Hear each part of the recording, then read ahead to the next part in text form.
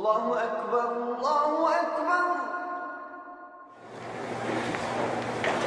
يا ربي لك الحمد حتى ترضى، ولك الحمد إذا ما رضيت، ولك الحمد بعد الرضاء، ولك الحمد أبدا أبدا أبدا. الحمد لله الذي هدانا لهذا وما كنا لنهتدي لولا أن هدانا الله. والحمد لله الذي لم يتخذ ولدا ولم يكن له شريك في الملك ولم يكن له ولي من الذل وكبره تكبيرا. والحمد لله الذي أنزل على عبده الكتاب ولم يجعل له عوجا. والحمد لله الذي نحمده ونستعينه ونستغفره ونؤمن به ونتوكل عليه، ونعوذ بالله من شرور أنفسنا ومن سيئات أعمالنا. من يهده الله فلا مضل له ومن يضلله فلا هادي له. ونشهد أن لا إله إلا الله وحده لا شريك له، ونشهد أن محمدا عبد الله ورسوله أرسله الله تعالى بالهدى ودين الحق ليظهره على الدين كله، وكفى بالله شهيدا. فصلى الله عليه وسلم تسليما كثيرا كثيرا.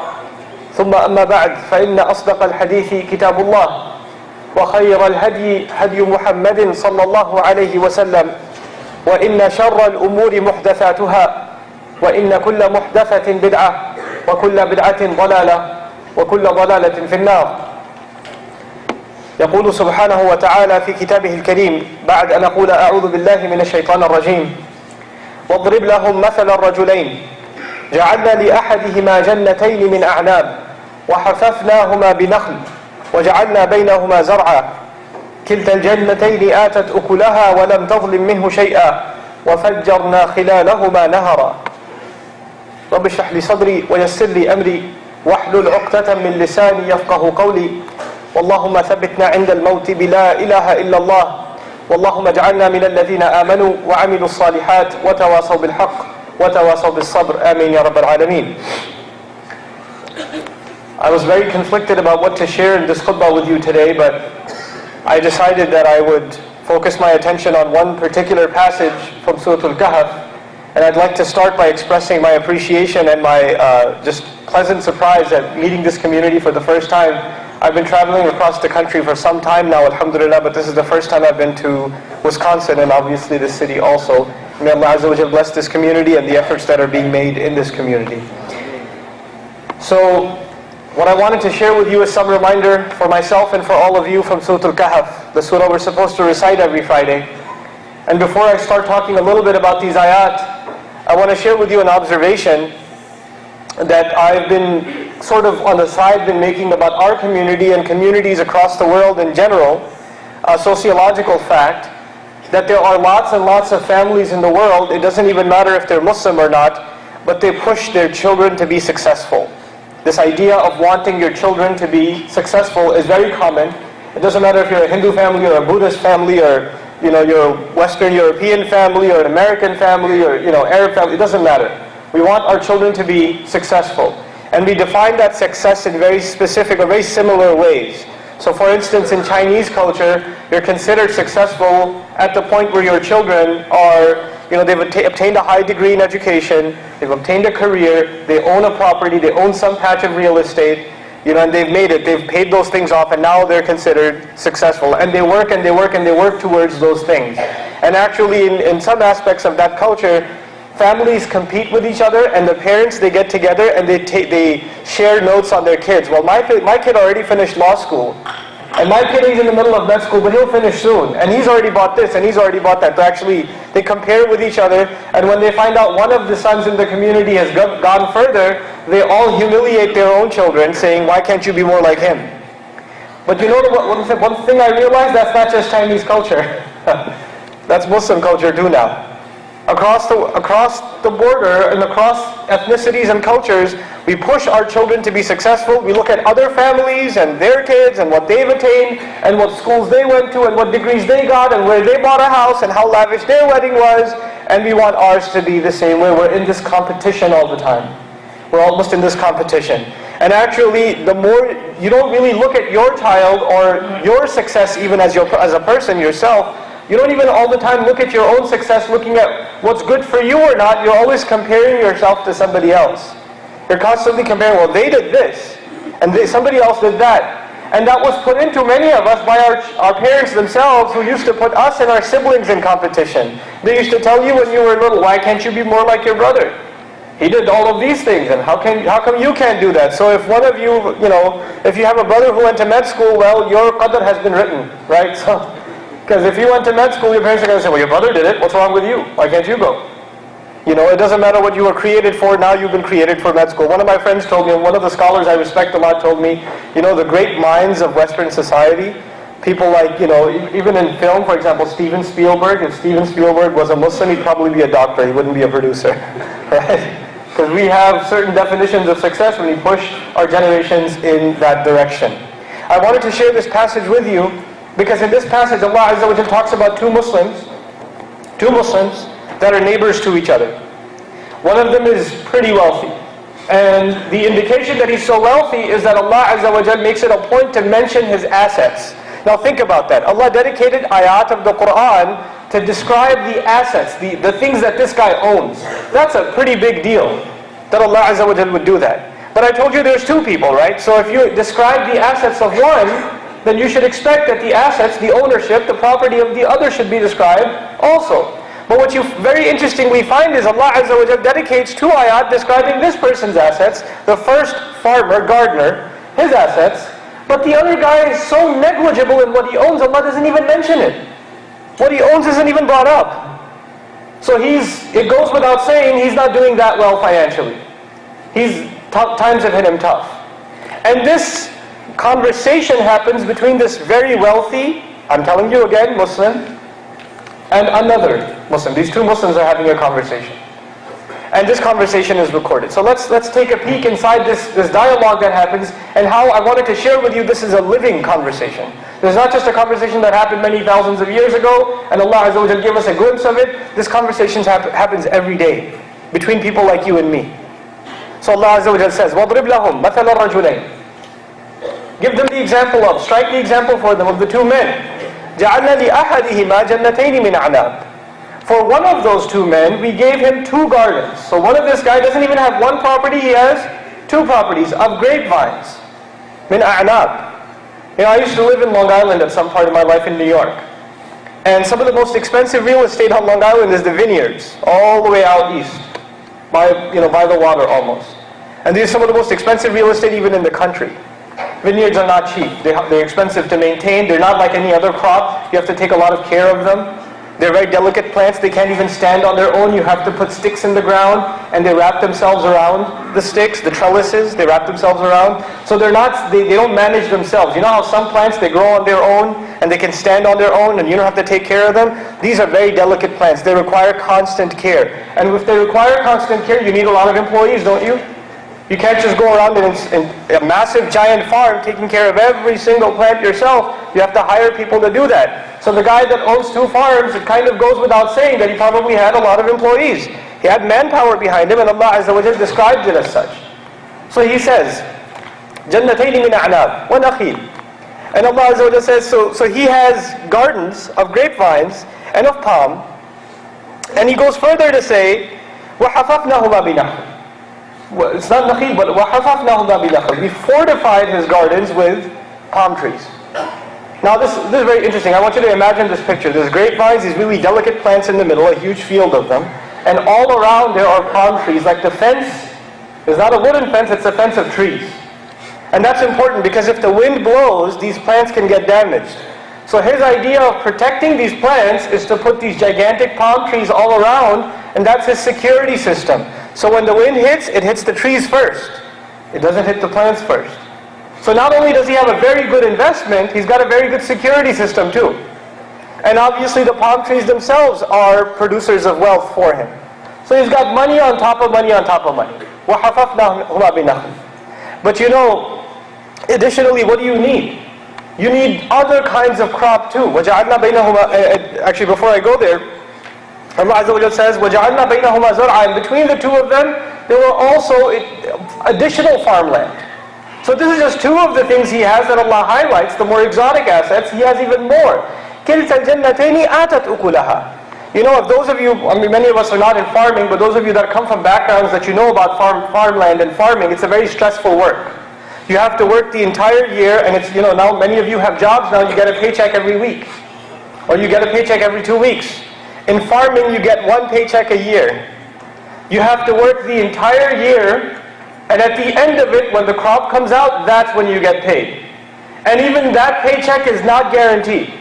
It's not guaranteed because it could be there's a drought, or there are insects that came into your farm, something went wrong, there was overheating, right? There was a flood, all kinds of problems can happen, and your entire years of work is gone. In this blink of an eye, it's gone. And you can't recover it. That's the life of a farmer. It's very, very stressful. It's very difficult. But Allah Azza wa Jal describes His farm as آتَتْ أُكُلَهَا. It used to give both of these gardens, they used to produce their food. In other words, they were at 100% production. Year after year after year, things were going well, no weather problems, no insect problems, everything was taken care of. So, you know, and in farming, if things go well, you make a lot of money. You know, you make a lot of money. So he was doing very, very, very well. And so Allah is still describing the first neighbor. He hasn't even talked about the second neighbor yet, subhanahu wa ta'ala. And he says, وَلَمْ تَظْلِمْ مِنْهُ شَيْئًا. You know how you say, our farm produced 80%, 50%, 70%. لَمْ تَظْلِمْ مِنْهُ شَيْئًا. Not a thing was missing. Not one plant didn't produce. He was getting 100% out of his farm. وَفَجَّرْنَا خِلَالَهُمَا نَهَرًا. And the only thing missing now in a farm, you know, if you travel in the Midwest especially, you'll see farms that are being irrigated, right? So they have these machines that spray the water. But what in old times you had to have animals that go and deliver the water every place? Allah Azza wa Jalla says that between the two we had caused a spring to come out. So he's got two gardens, two huge properties, and between them there's a water supply by Allah Azza wa Jalla. And he takes credit for it himself. And that's the thing I want to highlight and go back a little bit. Allah Azza wa Jalla says, وَحَفَفْنَا لَهُمَا بِنَهْرٍ. He says, وَفَجَّرْنَا خِلَالَهُمَا نَهَرًا. Every time Allah mentions His assets, He says, we fortified it with palm trees. Allah did. We made a spring flow in between. He didn't say the farmer owned it. Allah says, I gave it to him, I gave it to him, I gave it to him. So even before we get to the lessons of the ayat, we're already being taught lessons. This rich man is not rich because he's very intelligent, he made some very smart investment decisions. He's rich because Allah made him this way. Allah took credit throughout the ayat even. Even as you're reading these ayat, you don't think, wow, this guy must have been a really good businessman. You're thinking, wow, Allah really blessed him. Allah doesn't take credit away from Himself as even describing His assets. Now what happens one day? وَكَانَ لَهُ ثَمَرٌ. And the one who used to own a lot of fruit, in other words, the guy that had a lot of wealth, the wealthy one. He's one day in a conversation with his buddy next door. The guy next door, you know, he lives in one of those old homes that you think should be demolished and then it should be rebuilt nicely. He lives in one of those properties, you know, and he's next door. So one day they're just, you know, talking to each other, and it just comes up. فَقَالَ لِصَاحِبِهِ. He says to his companion, the guy he sees all the time, وَهُوَ يُحَاوِرُهُ. هذا مهم جدا. وَهُوَ يُحَاوِرُهُ. And in the middle of just kind of conversing with him, الحوار يعني الكلام, المحادثة. He's just talking to him, they're just chit-chatting, and in the middle of the conversation he slipped in something. أَنَا أَكْثَرُ مِنْكَ مَالًا وَأَعَزُّ نَفَرًا. You know, I am more than you when it comes to money. And I do have a lot more than you when it comes to manpower, children, sons, helpers, employees. I got a lot more than you. Now you have to understand, this is not how you would imagine the rich guy came out of his house, went over to his neighbor, knocked on his door, the neighbor opened his door and said, by the way, I wanted to tell you I'm richer than you. Assalamu alaikum. That's not how it happens. That's not what's being told to us. وَهُوَ يُحَاوِرُهُ is important because they're talking about other things. And he kind of slips it in. He slips it in. He lets him feel like he's poor and the other guy's rich. He doesn't say it directly, he inserts it in the conversation. So you know, for example, you have some of you younger guys, you go to college. And alhamdulillah, you come from wealthy families. So you drive your BMW to school. And you have a friend who also goes to the same college, but he's barely making tuition. He's living in an apartment with like 8 other guys because he can't afford it. And he takes the bus there or walks to school. And you're like, yeah, man, just got the Beamer. It's a good deal. It's just $25,000. It's a good deal though. How'd you get to school? You kind of just slip it in, like poke him a little with it. You're not saying directly, I am wealthier than you are, sir. Assalamu alaikum. You're not doing that. But you are making him feel insignificant. Some of you elders do this. Yeah, our daughter's wedding, mashallah, we only held it at the Crown Plaza. It was only $50 a plate. You know, mashallah.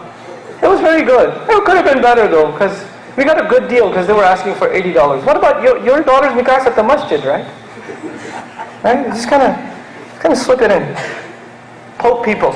Let people know that you've got more than them. You don't say it directly. You attack people and make them feel less by what Allah has given you. And this attitude, even you're not saying it directly, you're not saying anything. And if you talk to her, why do you talk like that? I was like, I didn't say anything. I was just talking about my daughter's wedding. I was just talking about this car. It's a really good deal I got. I didn't say anything harmful. You can defend yourself very easily. Even if this farmer was stopped and told, why do you talk like that? He goes, oh, I was just talking, man. I'm just saying. It's no big deal. I have more authority when it comes to employees. Yeah, this year I'm downsizing. I only got like 15 employees this year. How did you work by yourself, right? Yeah. Good luck with that. And just this kind of condescending behavior. And there's more before we go on. In Muslim community, in all societies, one of the great sources of corruption is wealthy people imposing their lifestyle as a standard on poorer people. So poorer people feel like they are living a miserable life until they live the life of rich people. So you'll find in struggling communities across the world, and the United States is no exception, in the Muslims the easiest example to give is the wedding. Easiest example of all. Your family has a modest income. Maybe you make $50,000 a year. Maybe you make $70,000 a year. Whatever your situation is. You have rent to pay. You have the house to pay for. You have education bills to pay for. But you know what? Your cousin, who's very wealthy family, their wedding was $200,000. Their wedding was $80,000. The meher was this much. The party was this much. The catering, they had 10 parties before they had the nikah. And now it's your turn and you're like, we can't do a simple wedding. We have to keep up. What are they going to say? What is your uncle going to say? What are people going to say? What is this one going to say? What is that one going to say? And as a result, what you do is you put yourself in extreme difficulty. So that you make it look to people for those 2 days, you make it look to people like you're pretty wealthy too. Even if you have to pay off riba loans for the next 10 years for that 1 day of wedding, and start that new wedding couple off in financial catastrophe. What a way to start a married life. Even if you have to do that just to make sure people see us as keeping up with everybody else. This pressure can destroy families. It can destroy families. It creates hatred in society too. The place where I originate from in Pakistan, you'll have sometimes people that are very wealthy living right next to people that are extremely, extremely poor. And when they'll have weddings in their family, they'll set up tents in the entire block and they'll invite thousands of people to the wedding. And they'll have hundreds of employees, hundreds upon hundreds of employees just cooking food, right? And each one of these cooks has 4 daughters, and he can't get one of them married. And he looks at this party for one wedding and he says, man, in this kind of money we could have gotten our entire village married, And he looks at that wealthy person, and he's working for him, but he hates his guts.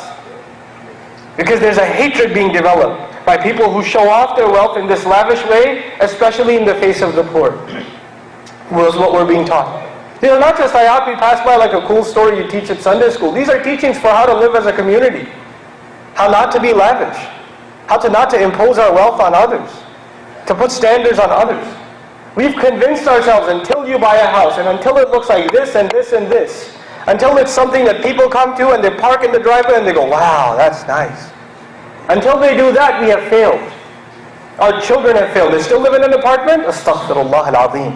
How can they live in an apartment? Why haven't they bought a house yet? How can you still have that car? Why haven't you bought another car yet? And we've put those standards on them. We're just like this farmer sometimes. What does the other farmer say? The other farmer's response. And by the way, he talks insultingly to this farmer, and we don't even hear the response from this farmer. The other guy, the neighbor, he didn't say anything. You know what that suggests? Sometimes you're so embarrassed you don't say anything. He's put in a bad situation, so he doesn't say anything. Now the rich guy goes back into his house. He was just visiting his neighbor. Now he goes back to his mansion, his great farm. وَدَخَلَ جَنَّتَهُ وَهُوَ ظَالِمٌ لِنَفْسِهِ. And he enters his garden and he's wronging himself. By the way, what's beautiful is in the previous ayah he had wronged his neighbor. He was mean to his neighbor, wasn't he? ولكن الله عز وجل لم يقل وظلم وهو ظالم لصاحبه لا وهو ظالم لنفسه. He wronged himself. He was only harming himself by these kinds of words. He was blinding himself from reality. He forgot that the one who made him rich in the beginning of these ayat, as Allah described, wasn't him, it was Allah. Allah had made him rich. It wasn't him. And he goes inside and he says to something, a very interesting confusion that many Muslims suffer from. And it's not just Muslims, many Christians suffer from it. But we too, it's surprising that Muslims suffer from it, and we're people of Quran. We're people of the teachings of Muhammad Rasulullah sallallahu alayhi wa sallam. He says, مَا أَظُنُّ أَن تَبِيدَ هَذِهِ أَبَدًا. I don't think this stuff is ever going away. I think my business plan is pretty solid. I've made some very smart investments. I've put the security system in place. The employees are just where they need to be. The financial projections I've made for the next 10 years, this isn't going anywhere. I've got a stable situation. I don't think this is going anywhere. And then he adds, this is from what he can see, he doesn't think it's going anywhere. But then he adds, وَمَا أَظُنُّ السَّاعَةَ قَائِمًا. And yeah, Day of Judgment, I don't know. I don't even know what's really going to happen. Allah probably just said those things to scare us. He doesn't really mean it. You know how parents sometimes tell children, if you eat that, I'm going to kill you. Well, he's not really going to kill us. I'm going to get a little, a spanking here and there, but it's okay. It's not going to be that bad. You know what happens when you get used to a life of luxury? You don't want to even think about the akhirah, because the akhirah is a difficult thing to think about. When homes are taken away, and the earth is flattened, and everybody's standing on equal footing, and you're being interrogated, and you have nothing of this dunya left, well, you get so attached to dunya, it's hard to let go. It's so hard to let go that this guy doesn't even want to think about the akhirah. And somebody even brings up hellfire, paradise, judgment day. Somebody even brings these things up, he goes, no bro, don't talk to me about that stuff. I don't want to hear it. Can you just talk about that later? We all believe that, okay, thank you. So even if by his tongue he believes, practically he doesn't even want to enter that thought into his heart. He doesn't want to do it. And he has an interesting rationale that shaitan has taught him. A way of thinking that shaitan has taught him. This rationalization, very interesting. He says, وَلَئِن رُدِدتُّ إِلَىٰ رَبِّي لَأَجِدَنَّ خَيْرًا مِنْهَا مُنْقَلَبًا. Even if I was taken back to my master, even if I did die, if Allah has given me so much here, that must mean that Allah loves me. Because Allah obviously loves me more than my neighbor. My neighbor is, look at him. He's in debt. He barely has a farm. He has no helpers. He's getting old. But look at me, Allah has given me this. Allah has hooked me up so much here. That must mean Allah likes me so much that when I go, if He gave me this much in dunya, He's got way better for me in the akhirah. He's going to give me just Jannah on top of Jannah and Akhirah. This is what I'm getting in dunya. In other words, he assumes that the life he enjoys here must be some kind of a glimpse for the life he's going to enjoy in the next life. By the way, this is a modern Protestant idea. It's a modern Christian idea too. In many churches you're taught, go get a promotion, get a better job, take out a second mortgage, work and get the nice car because Jesus wants you to get it. That's a sign that the Lord loves you. The more you have, the more you acquire. In our deen, we don't condemn the acquisition of wealth. We don't look down upon those who are wealthy. And we don't look down upon those who are poor, because wealth and poverty are both tests from Allah. Neither of them are good or evil. There's no, some wealthy people are evil or poor people are righteous. There's no such thing. Some of the greatest Sahaba are extremely wealthy. And some of the greatest Sahaba are extremely poor. We don't have that standard. We don't judge it by that. But when you start thinking how Allah thinks of you is based on what you enjoy in this life, then you are in the depths of confusion. وَلَئِن رُدِدتُّ إِلَىٰ رَبِّي لَأَجِدَنَّ خَيْرًا مِنْهَا مُنْقَلَبًا. I will definitely find better than this over there. That's his thought process. Now finally, when his religious ideas are getting confused, at this point his neighbor feels like he should say something. See, this neighbor, his righteousness is shown in that when he was insulted, he didn't say anything. But when the guy started having wrong ideas about Allah, then he felt compelled to speak. And he answered him. And he says, قَالَ لَهُ صَاحِبُهُ وَهُوَ يُحَاوِرُ. And he didn't even just give him a lecture. He, maybe invited him a second time. Now they're just chit-chatting and talking. And in the middle of a conversation, he slips some advice in. So just like he had slipped insults in, his neighbor is now slipping in advice in the middle of conversation. And he says, أَكَفَرْتَ بِالَّذِي خَلَقَكَ مِنْ تُرَابٍ ثُمَّ مِنْ نُطْفَةٍ ثُمَّ سَوَّاكَ رَجُلًا. Are you completely in denial of the one who made you from dirt? Then he made you into a droplet, a filthy droplet. Then he turned you into a man. In other words, you were nothing. You talk about your farm being everything. You yourself were nothing. You were dirt. Allah put you in this position Himself. Are you forgetting who put you here? Well, how could that happen to you? لَكِنَّهُ اللَّهُ رَبِّي. No, that's Allah, my master. Now, it's beautiful, right? So when he's giving nasiha, he's giving advice, he doesn't say, لَكِنَّهُ اللَّهُ رَبُّكَ. He's your master. No, he said, Rabbi. I'm not even talking about you. Usi nafsi awalan. I'm advising myself. I'm just saying he's my master. وَلَا أُشْرِكُ بِرَبِّي أَحَدًا. And I've decided never to do shirk with Allah. He doesn't say to him, لَا تُشْرِكْ بِرَبِّكَ. Don't do shirk. He doesn't talk to him that way. He still talks about himself, and that's part of his humility. He's just showing by example, I can't do shirk. I can't say that whatever I have is because of this, or my akhirah is guaranteed. I think that's like shirk. I would never do shirk. I'm not saying you're doing it, but I just can't do it. He points it to himself. لَا أُشْرِكُ بِرَبِّي أَحَدًا. And then he says, وَلَوْلَا إِذْ دَخَلْتَ جَنَّتَكَ قُلْتَ مَا شَاءَ اللَّهُ لَا قُوَّةَ إِلَّا بِاللَّهِ إِنْ تَرَنِي أَنَا أَقَلُّ مِنْكَ مَالًا وَوَلَدًا. What was so wrong if you just entered your garden, as you walked into your amazing property, if you just looked around and said, مَا شَاءَ اللَّهُ, whatever Allah will. And we usually say MashaAllah without even realizing what we're saying. Usually we see a nice guy, MashaAllah. 7 Series. MashaAllah. New Acura NSX. MashaAllah, nice house. That's how we say MashaAllah. But MashaAllah also means something else. Allah decided that He will give me this rizq. Allah decided my neighbor will have less dunya. He will have less rizq in this world. That's all according to Allah's plan. I know that Allah makes His plans. That's not up to me, that's up to Allah Azza wa Jal.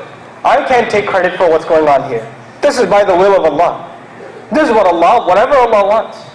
And when you say whatever Allah wants, you recognize that nothing here is permanent if Allah doesn't want it to be. You cannot make guarantees, لَن تَبِيدَ هَذِهِ أَبَدًا. This will never go away because it's not up to you, it's up to the will of Allah. Why couldn't you talk like that? Why couldn't you humble yourself? قُلْتَ مَا شَاءَ اللَّهُ لَا قُوَّةَ إِلَّا بِاللَّهِ. There's no force, there's no power at all except in Allah's hands, in the possession of Allah. إِن تَرَنِي أَنَا أَقَلُّ مِنْكَ مَالًا وَوَلَدًا. If in fact you did see that I am less, and I am, I'm not saying I'm not, I have less than you, I agree. I have less manpower than you, I don't have sons like you do. I don't have any support. I don't deny that, but I'm saying if you saw that, you should have said that's what Allah wills. Some people He gives sons, some people He doesn't give sons. Some people He gives wealth, other people He doesn't give wealth. How many people in our audience today, subhanAllah, they're unemployed, they're looking for work, and they have good resumes, they have experience, they have good qualifications, and they're applying, and they're maybe barely even getting a call for an interview, and they can't find a job. And then there are people who are not even half the qualifications you have. But Allah decided they're going to find a job, and they're going to get paid 3 times the salary you're looking for. It's up to Allah Azza wa Jal. We make the effort, but the power belongs in Allah's hands. You can't forget that. That's the very essence of materialism. Materialism means we put our trust in things. We put our trust in things like our resume, or the money in the bank, the property, each other. Our real trust has to be with Allah Azza wa Jal. Our iman is not just something we say with our tongue, it's a state of mind. It's a way to think. That's what we're being taught here in these ayat. And so as I reach my conclusion, I want to share with you, he gave him advice and said, you better watch it. It might be just to teach you a lesson. فَعَسَى رَبِّي أَنْ يُؤْتِيَنِي خَيْرًا مِنْ جَنَّتِكَ. It's very possible for my master to give you a garden like yours. Allah could make me wealthy too. أَوْ يُرْسِلَ عَلَيْهَا حُسْبَانًا مِنَ السَّمَاءِ فَتُصْبِحَ سَعِيدًا زَلَقًا. Or it could be that Allah sends some kind of timely destruction from the sky, and He will completely eliminate your garden. There will be nothing left. أَوْ يُصْبِحَ مَاؤُهَا غَوْرًا فَلَنْ تَسْتَطِيعَ لَهُ طَلَبًا. Or the water of it is going to sink in. Remember He had a river going in between? It could be the river could sink in, and you won't even be able to dig it and find it. You won't even be able to ask for it. You won't know where it went. That could happen too. Watch out. Don't mess with Allah Azza wa Jal. Be grateful for what you have. And what happens in the very next ayah? When Allah hears the word of a believer, especially the dua of the mazloom, it's not even dua, it's just asa, it might happen. But Allah Azza wa Jal hears it and He says, وَأُحِيطَ بِثَمَرِهِ, and his farm was surrounded. Meaning surrounded by the punishment of Allah. His fruit was surrounded. فَأَصْبَحَ يُقَلِّبُ كَفَّيْهِ عَلَى مَا أَنْفَقَ فِيهَا. He was just left standing there, turning his hands like this, looking at his investment. Oh my God, what's happened here? He's just standing outside, going crazy. He doesn't even know what to do. His hands are just... You ever seen people that are really stressed out? They don't know what to do with their hands? They're having their hands like this, they're putting them behind their back. يُقَلِّبُ كَفَّيْهِ عَلَى مَا أَنْفَقَ فِيهَا. And then the most incredible thing, وَهِيَ خَاوِيَةٌ عَلَى عُرُوشِهَا. The urush in the Arabic language are remember I told you the delicate sticks you put in the ground to keep the plants up? Allah says that the garden was turned over on its sticks. In other words, those palm trees that are supposed to protect those plants, Allah made those palm trees fall on the very things that they're supposed to protect. His security system was His destruction system. That's what Allah's plan was. وَهِيَ خَاوِيَةٌ عَلَى عُرُوشِهَا. And all of this seems like a terrible thing that happened, right? But the ending of the story is beautiful. Because in this dunya, if you make tawbah, it's a good thing. If you have to lose all your wealth, but you gain Allah, that's a good gain. That's a good gain. You didn't lose. At the end of it all, he says, يَا لَيْتَنِي لَمْ أُشْرِكْ بِرَبِّي أَحَدًا. Oh, if only I hadn't done shirk. If only I hadn't associated with Allah my confidence in this material wealth. If only I hadn't become a materialist. In other words, he regrets his shirk. In other words, he comes back to the right way. And that is a gift from Allah. What am I trying to say to you? The Muslim world today, and all of us, Allah Azza wa Jalla has given us many blessings, and He has taken many things from us too. The Muslims enjoyed in their history as a whole times of glory. Times of glory, and it seems like we've been robbed of them. Maybe so we can just turn around and say, Ya laytani, lam ushrik bi rabbi ahada. Maybe we can make tawbah and go back to Allah Azza wa Jal too. And before Allah Azza wa Jal teaches you a lesson in a hard way, we had better read these warnings and know these are not just stories. This is a formula with which Allah Azza wa Jal teaches lessons. So we better make our tawbah and return back to Allah before it's too late.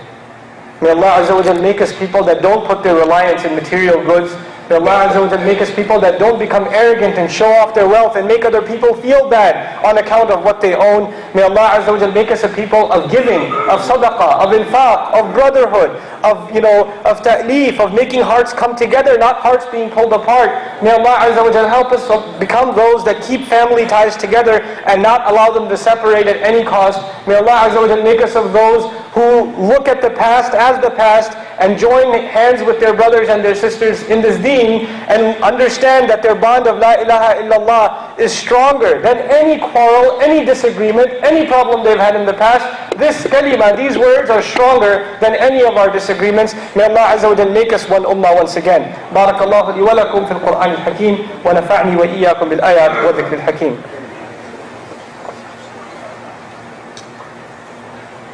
الحمد لله وكفى والصلاة والسلام على عباده الذين اصطفى خصوصا على أفضلهم وخاتم النبيين محمد الأمين وعلى آله وصحبه أجمعين. Folks, move up as much as you can. There are a lot of people standing in the back. إن الله وملائكته يصلون على النبي يا أيها الذين آمنوا صلوا عليه وسلموا تسليما. اللهم صل على محمد وعلى آل محمد كما صليت على إبراهيم وعلى آل إبراهيم في العالمين إنك حميد مجيد.